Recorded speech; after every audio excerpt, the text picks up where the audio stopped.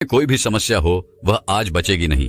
इस कहानी को अंत तक सुनना, आपको अपनी सारी समस्याओं का हल एक ही कहानी में मिल जाएगा। तो चलिए दर्शकों, बौद्ध कहानी की शुरुआत करते हैं। दोस्तों, हम मनुष्यों के जीवन में समस्याएं तो होती ही हैं और उन समस्याओं को लेकर हम अत्यधिक चिंतित रहते हैं, परेशान रहते हैं, उसका हल निकालने का प्रयास करते रहते हैं। उन समस्याओं का समाधान खोजने के लिए हम तरह तरह के व्यक्तियों से सलाह लेते हैं, तरह तरह के उपाय करते हैं, प्रेरक कहानियां और प्रेरक वीडियोस का सहारा भी लेते हैं। और यह सब कर लेने के बाद हमारे मन में आशा की एक किरण जाग उठती है और हमारे मन को यह लगने लगता है कि हाँ, अब हम इस समस्या का समाधान निकाल सकते हैं। लेकिन जैसे ही कुछ समय बीतता है तो उसके बाद हमें फिर से वही निराशा महसूस होने लगती है। हम फिर से हारा हुआ महसूस करने लगते हैं। तब हमें यह प्रतीत होता है कि हमारा कुछ नहीं हो सकता। हम चाहे कितना भी प्रयास कर लें, हम चाहे कितना भी प्रयत्न कर लें, हम इस समस्या का समाधान नहीं कर सकते। और जैसे ही आपके मन में यह सारी भावनाएं उत्पन्न होती हैं, आपका मन आप पर हावी होने लगता है, जिस कारण हमें हमारी वो छोटी सी समस्या और भी बड़ी प्रतीत होने लगती है और हम उससे डरकर भागना शुरू कर देते हैं।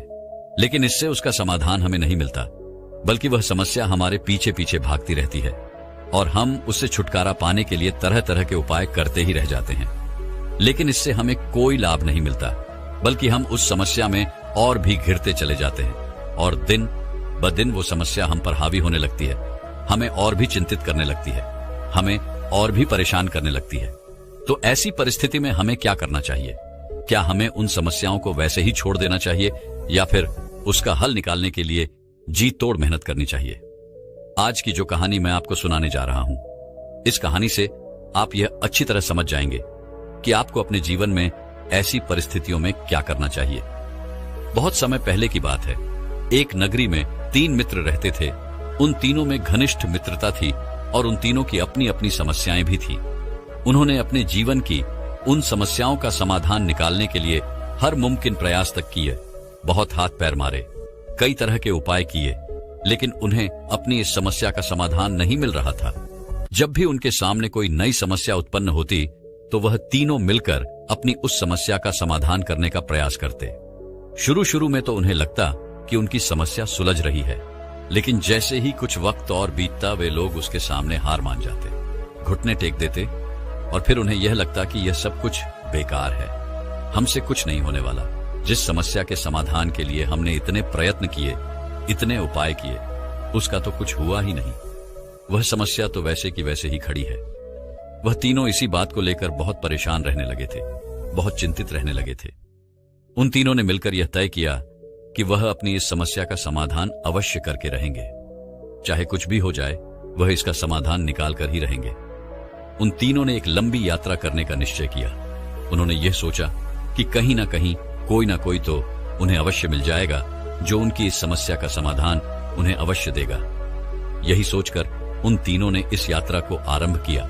वह कई दिनों तक यहां वहां भटकते रहे, लोगों से पूछते रहे, लोगों से उपाय लेते रहे, तरीके अपनाते रहे, लेकिन उनकी किसी भी समस्या का कोई समाधान उन्हें नहीं मिल रहा था। तभी एक दिन एक व्यक्ति उन्हें एक गुरु के बारे में बताता है और वह व्यक्ति उनसे कहता है कि जो भी व्यक्ति उनके पास जाता है और उनकी समस्या का समाधान अवश्य करते हैं, लेकिन याद रहे कि वह कभी भी किसी से भी जल्दी मिलते नहीं हैं और जिससे मिलते हैं उसकी समस्या का समाधान निश्चित है।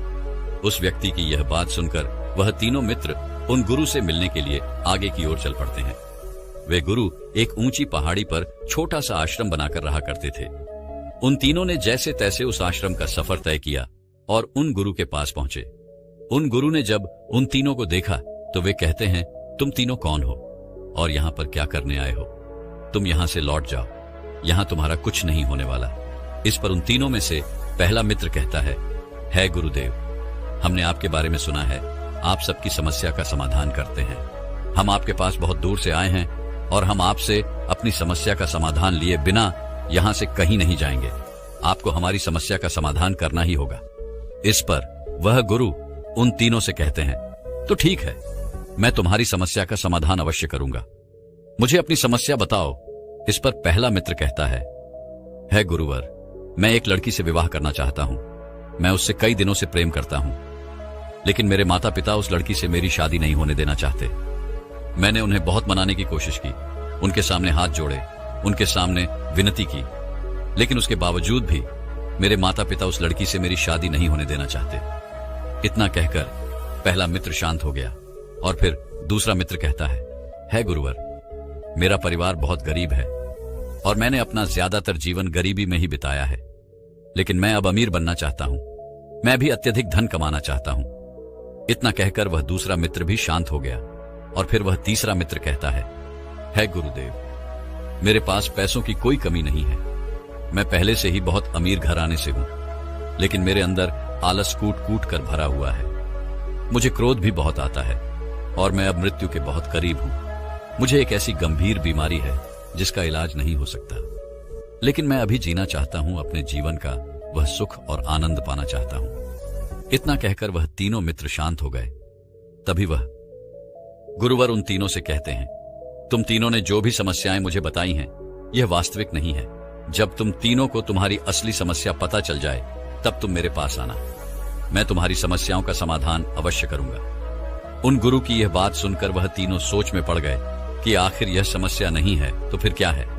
वे यही सोचने लगे कि हम जिन समस्याओं से जूझ रहे हैं, हमने तो वही समस्या इन गुरु को बताई है, फिर आखिर ये गुरु ऐसा क्यों कह रहे हैं कि हमने जो भी समस्याएं इन्हें बताई हैं वो वास्तविक रही हैं, और जब हमें हमारी सही समस्या पता चल जाए तब हम उनके पास जाएं। वे तीनों इन चीजों को लेकर आपस में बातें कर ही रहे थे कि तभी उन तीनों में से एक मित्र को एक युक्ति सूझी। उसने अपने बाकी मित्रों से कहा, क्यों ना हम अपनी समस्याएं इन गुरु के सामने अलग अलग तरीके से रखें, तो हो सकता है कि शायद यह हमारी समस्या सुलझ जाए और हमें उसका समाधान दे दे। उन तीनों मित्रों ने बिल्कुल ऐसा ही किया। उन्होंने अपनी समस्याएं उन गुरुवर के सामने अलग अलग तरीके से रखी, लेकिन अब की बार भी वह गुरु उन्हें यही बात कहते हैं कि तुम सब यहां से चले जाओ, जब तुम्हें तुम्हारी सही समस्या का पता चल जाए तब तुम मेरे पास आना, मैं तुम्हारी समस्या का समाधान अवश्य करूंगा। उन तीनों को अब यह समझ नहीं आ रहा था कि वह क्या करे, किस तरह से इन गुरु के सामने अपनी समस्या रखे जिससे वह उनका समाधान हमें दे। उन तीनों को कुछ भी समझ नहीं आ रहा था और आखिरकार थक हार कर वह वापस लौटने लगे। तभी रास्ते में लौटते वक्त वह एक गांव से होकर गुजर रहे थे और उस गांव में उन्हें एक व्यक्ति मिला। जब उस व्यक्ति ने इन्हें दुखी और निराश देखा तो वह इनके पास गया और इनसे पूछने लगा कि आखिर क्या बात है, तुम तीनों इतना निराश क्यों हो, क्या कोई बात है। इस पर उन तीनों में से पहला मित्र कहता है, हेमंत, हम तो इस पहाड़ी वाले बाबा के पास आए थे, हमने सुना था जो भी इनके पास आता है वो उसकी समस्या का समाधान अवश्य करते हैं। हम भी इनके पास अपनी समस्या का समाधान लेने आए थे, लेकिन इन्होंने तो हमें यह कहकर टाल दिया कि जाओ और जब तुम्हें तुम्हारी सही समस्या पता चल जाए तब तुम मेरे पास आना और मैं तब तुम्हें तुम्हारी समस्या का समाधान बता दूंगा। जबकि हमने तो अपनी सभी समस्याएं उनके सामने रख दी थी, लेकिन फिर भी ना जाने क्यों वह बार बार केवल एक ही राग अपनाए हुए हैं। इस पर वह गांव वाला व्यक्ति इन तीनों से इनकी समस्या पूछता है। वह तीनों मित्र एक एक करके अपनी समस्या उस व्यक्ति को बता देते हैं। इस पर वह व्यक्ति जोर से हंस पड़ता है और कहता है, मुझे तुम्हारी समस्या पता चल चुकी है, तुम तीनों उन गुरु के पास वापस जाओ और उनसे कहो कि हम तीनों की समस्या एक ही है और हमें इसका समाधान चाहिए, फिर देखो वो तुम्हें तुम्हारी समस्या का समाधान अवश्य देंगे। वह तीनों वापस उन गुरु के पास पहुंचे और उन गुरु को प्रणाम करके वे तीनों कहते हैं, है गुरुदेव, हमें हमारी समस्या का पता चल चुका है और हम तीनों की समस्या एक ही है, कृपया करके हमारी समस्या का समाधान करें। इस पर वह गुरु मुस्कुराने लगे और उन तीनों मित्रों से कहते हैं, तुम तीनों की समस्या का एक ही समाधान है, यदि तुमने उसे अपने जीवन में उतार लिया तो तुम्हारी सारी समस्याएं खत्म हो जाएंगी। इस पर वह तीनों मित्र उन गुरु से कहते हैं, है गुरु, वह कौन सा समाधान है, कृपया करके हमें बताइए। इस पर वह गुरुवर मुस्कुराते हुए उन तीनों से कहते हैं, तुम तीनों की समस्याओं का समाधान है ध्यान। तुम तीनों को ध्यान करना होगा जब तक कि तुम्हें तुम्हारी समस्याओं का समाधान नहीं मिल जाता, और तुम चाहो तो तुम यह ध्यान मेरे पास रहकर भी कर सकते हो। वह तीनों उनको न की यह बात सुनकर बहुत खुश हुए। उन्हें लगा कि अब उनकी समस्या का समाधान उन्हें मिल ही जाएगा। वह तीनों उन गुरु के पास रहने के लिए तैयार हो चुके थे। तभी वह तीनों मित्र उन गुरुवर से कहते हैं, है गुरुवर, हम ध्यान कैसे करें, हमें ध्यान करना नहीं आता, कृपया करके आप ही हमें मार्ग दिखाइए। इस पर वह गुरु उन तीनों से कहते हैं, तुम्हें आंखें बंद करके बैठना है और अपनी सांसों पर ध्यान देना है, और इसी प्रकार तुम ध्यान तक पहुंच सकोगे और अपनी सभी समस्याओं का हाल भी जान सकोगे। उन तीनों ने उन गुरुवर की यह बातें मान ली और उन्होंने अगले दिन से ही ध्यान करना शुरू कर दिया। ऐसा करते करते धीरे धीरे एक सप्ताह बीत गया। सप्ताह के बाद महीने के बाद करीबन 6 महीने बीत गए, लेकिन अब तक वे अपनी समस्याओं का समाधान नहीं जान सके थे, जिस कारण वो और भी ज्यादा परेशान हो चुके थे और भी ज्यादा चिंतित हो चुके थे। एक दिन वो वापस उन गुरु से कहते हैं, है गुरुदेव, जैसा कि आपने कहा था कि हम सभी की समस्याओं का समाधान केवल ध्यान है, तो हमने वो भी करके देख लिया, लेकिन आपके कहे अनुसार तो हमें हमारी समस्याओं का कोई समाधान नहीं मिला। हम पहले जहां पर थे अब भी वहीं पर हैं और हमारी समस्याएं भी वैसे की वैसे ही हैं। मेरे माता पिता अब भी उस लड़की से मेरी शादी नहीं होने देना चाहते। इस पर दूसरा मित्र कहता है गुरुदेव, मैं भी अब तक गरीब ही हूं, मेरे पास कोई धन नहीं है। और इस पर तीसरा मित्र भी कहता है गुरुदेव, मेरे अंदर अभी भी आलस्य कूट कूट कर भरा हुआ है, मैं बात बात पर क्रोधित हो उठता हूं और मेरी बीमारी भी अब तक खत्म नहीं हुई। इस पर वह गुरु मुस्कुराने लगे और उन तीनों से कहते हैं, जब तक तुम तीनों ध्यान नहीं करोगे तब तक ध्यान नहीं हो पाएगा। तुम तो बस अपनी समस्याओं का समाधान ढूंढ रहे हो, तुम तीनों ध्यान नहीं कर रहे। यदि तुम्हारे मन में पहले से ही विचार होंगे, पहले से ही तुम दुखी होंगे, तो फिर तुम्हारा ध्यान करने में कैसे लगेगा? तुम ध्यान कैसे कर सकोगे? ध्यान का अर्थ खुद को जानना होता है, खुद को पहचानना होता है। यदि तुम खुद को ही नहीं जान सके तो तुम्हें तुम्हारी समस्याओं का समाधान कैसे मिलेगा? इतना कहकर वह गुरु उन तीनों को कहते हैं, तुम तीनों मेरे साथ चलो। इतना कहकर वह गुरुवर उन्हें एक गांव में ले जाते हैं। उस गांव में एक छोटा सा घर था। उस घर में एक छोटा सा बच्चा फटे पुराने कपड़े पहनकर पत्थरों से खेल रहा था और वह बहुत भूखा था। उसका घर टूटा फूटा था। उसकी मां भी अंदर भूखी बैठी थी और उसके पिता बाहर भोजन का इंतजाम करने गए थे, उस परिवार की ओर इशारा करते हुए। वह गुरुवर उन तीनों को कहते हैं, तुम तीनों उस बच्चे को ध्यान से देखो। वह बच्चा कितना भूखा है, फटे पुराने कपड़े पहनकर वह अपने खेल में मस्त है। जितना आनंद तुम्हें अपने धन दौलत में नहीं आ रहा, जितना आनंद तुम्हें अच्छा भोजन पाकर भी नहीं मिल रहा, अच्छे कपड़े पहनकर भी नहीं मिल रहा, सम्मान पाकर भी नहीं मिल रहा, अपने अधिकारों में नहीं मिल रहा, उससे कहीं अधिक आनंद उस बच्चे को उस कंकड़ पत्थर से खेलने में मिल रहा है। उस बच्चे की तरफ ध्यान से देखो। वह बच्चा कितना आनंदित है। उसे जोरों की भूख लगी है, लेकिन इसके बावजूद वह खेल में मस्त है। अब तुम तीनों एक एक करके उसके पास जाओ और उससे उसका वह पत्थर खरीद कर लाओ। उन गुरु की आज्ञा मानते हुए पहला मित्र उस बच्चे के पास गया और उसे कहने लगा, बेटा यह पत्थर मुझे दे दो। मेरे पास बहुत सारा धन है, मैं तुम्हें बहुत सारा धन दूंगा, लेकिन यह पत्थर मुझे दे दो। इस पर वह बच्चा उस पहले मित्रों को जवाब देते हुए कहता है, नहीं नहीं, मैं आपको नहीं दूंगा, यह मेरा है और मैं यह आपको नहीं दे सकता। उस बच्चे की यह बात सुनकर वह पहला मित्र वापस उन गुरु के पास लौट आया। उसके बाद वह दूसरा मित्र उस गरीब बच्चे के पास जाता है और उस गरीब बच्चे से कहता है, बेटा लाओ, यह पत्थर मुझे दे दो, मैं भी तुम्हारे इतना ही गरीब हूं, मेरे घर में भी खाने के लिए कुछ नहीं है। तुम देख सकते हो कि मैं भी एक गरीब परिवार से हूं, इसीलिए यह पत्थर मुझे दे दो। लेकिन अब की बार भी वह बच्चा नहीं मानता है और दूसरा मित्र भी वापस लौट आता है। अब की बार वह तीसरा मित्र उस बच्चे के पास जाता है और उस बच्चे से कहता है, बेटा यह पत्थर मुझे दे दो, मैं तुम्हें ढेर सारा भोजन लाकर दूंगा। यह बात सुनकर वह लड़का सोच में पड़ गया और कुछ देर सोच विचार करने के बाद वह तीसरे मित्र से कहता है, भैया मुझे 5 रोटी दे दीजिए। 2 रोटी मेरी माता खा लेंगी, 2 रोटी मेरे पापा के लिए और 1 रोटी मैं खा लूंगा, जिससे हमारा पेट भर जाएगा और उसके बाद मैं आपको यह पत्थर दे दूंगा।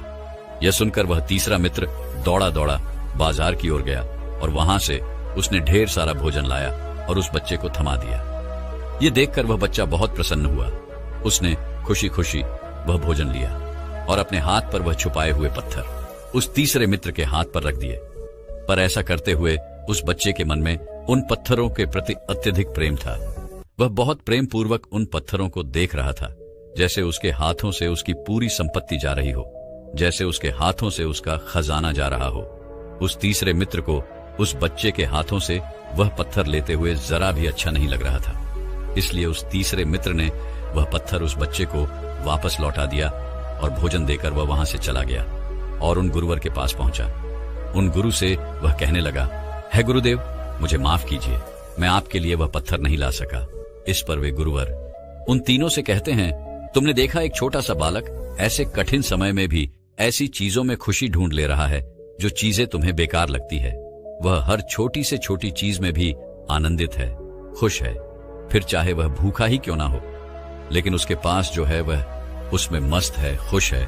और तुम, जबकि तुम्हारे पास सब कुछ है, उसके बावजूद भी तुम लोग दुखों से मरे जा रहे हो। जो तुम्हारे पास है तुम उसे नहीं देख रहे, बल्कि जो तुम्हारे पास नहीं है तुम उसे देखना चाहते हो, उसे पाना चाहते हो, उसे जानना चाहते हो। यह सुनकर वह तीनों मित्र उन गुरुवर से कहते हैं, है गुरुदेव, आप ही हमें बताइए कि हम भला इस बच्चे की तरह कैसे सुखी रह सकते हैं, हम भला हर परिस्थिति में कैसे खुश रह सकते हैं। इस पर वह गुरुवर उन तीनों से कहते हैं, क्या सच में तुम तीनों अपने जीवन में वह आनंद पाना चाहते हो, वह शांति पाना चाहते हो, तो तुम्हें ध्यान करना होगा, क्योंकि ध्यान ही तुम्हें सत्य की ओर ले जा सकता है और सत्य ही तुम्हें शांति प्रदान करेगा, तुम्हें तुम्हारी सभी समस्याओं का समाधान देगा। उन गुरु की यह बात सुनकर उन तीनों के मन में सत्य प्राप्त करने की इच्छा जाग उठी। उन्हें बस अपने आप को जानना था, अपने आप को पहचानना था। वह यह भूल चुके थे कि वह उन गुरु के पास किस समस्या को लेकर आए थे और वह किसका समाधान चाहते थे, और वह तीनों अपनी अपनी साधना में लग गए। लेकिन साधना के वक्त उनके मन में एक और प्रश्न उठा।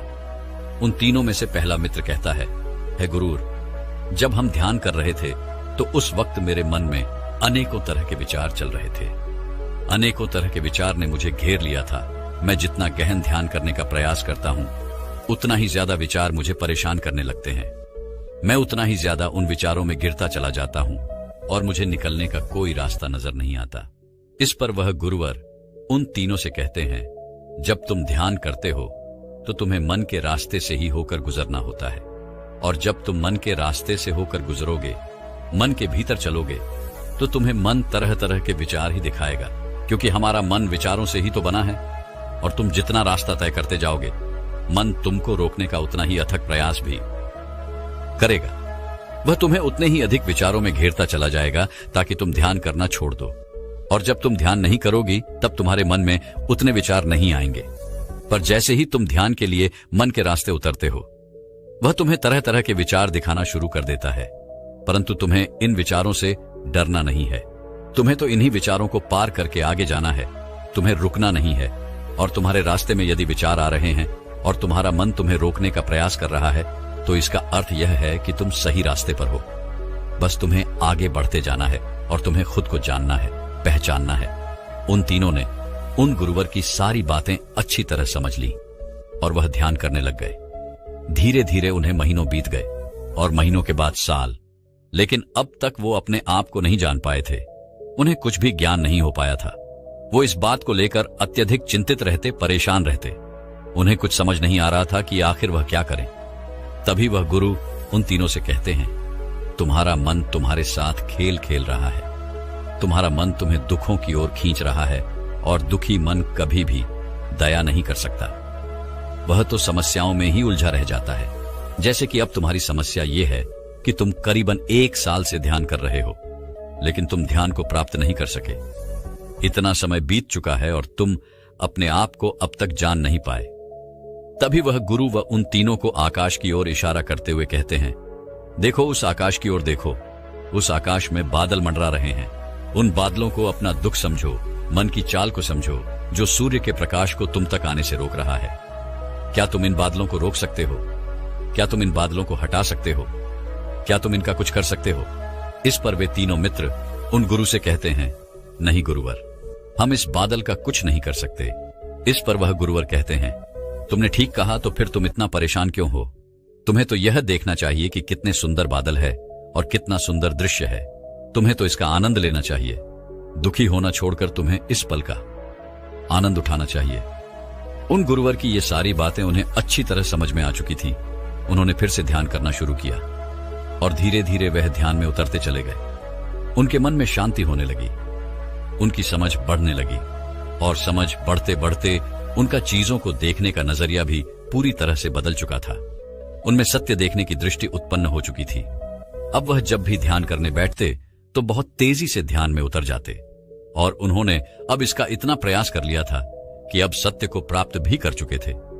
तभी एक दिन वह गुरुवर उन तीनों के पास आए और उनसे कहने लगे, बताओ अब तुम्हारे जीवन में क्या समस्या है? तुम्हारी समस्या का समाधान अभी देता हूं। इस पर पहला मित्र कहता है गुरुदेव, जिसे मैं प्रेम समझ रहा था वह तो वासना थी, लगाव था, आदत थी जिसमें मैं सुख ढूंढ रहा था, वह तो खुद एक दुख का सागर था।